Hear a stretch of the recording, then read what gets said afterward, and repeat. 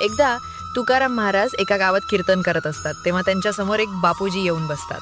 कपाळी टिळा, गळ्यात तुळशीची माळ, तोंडात नेहमी देवाचे नाव, रोज गंगास्नान, पण मनात अहंकार, दुसऱ्याविषयी वाईट भाव, गरिबाकडे तुच्छतेनं पाहायचे. कीर्तन झाल्यावर बापूजी तुकाराम महाराजांना म्हणतात, मी एवढी भक्ती करतो, नियम पाळतो, पण विठ्ठल मला का भेटत नाही? तेव्हा तुकाराम महाराज म्हणतात, काय काशी करीती गंगा, भितरी चांगा नाही तो. काय उपयोग गंगा स्नानाचा जर तुझ्या मनातच चांगुलपणा नाही? भक्तीचं रूप घेतलं तरी मन शुद्ध नसेल तर तीर्थही निष्फळच. ज्याच्या मनामध्ये भक्तिभाव नाही त्यांनी कपाळी गंधटिळा, गळ्यात तुळशीची माळ घातली तरी त्याचा काय उपयोग? तुकाराम महाराज म्हणतात की ज्याच्या मनात शुद्ध भक्तिभाव नाही त्याचे बोलणे कुत्र्याच्या भुकण्यासारखे व्यर्थ आहे. तीर्थ शरीराचं नव्हे, तीर्थ मनाचं असावं. भक्ती तेव्हाच खरी जेव्हा मन शुद्ध, नम्र आणि दयाळू असतं.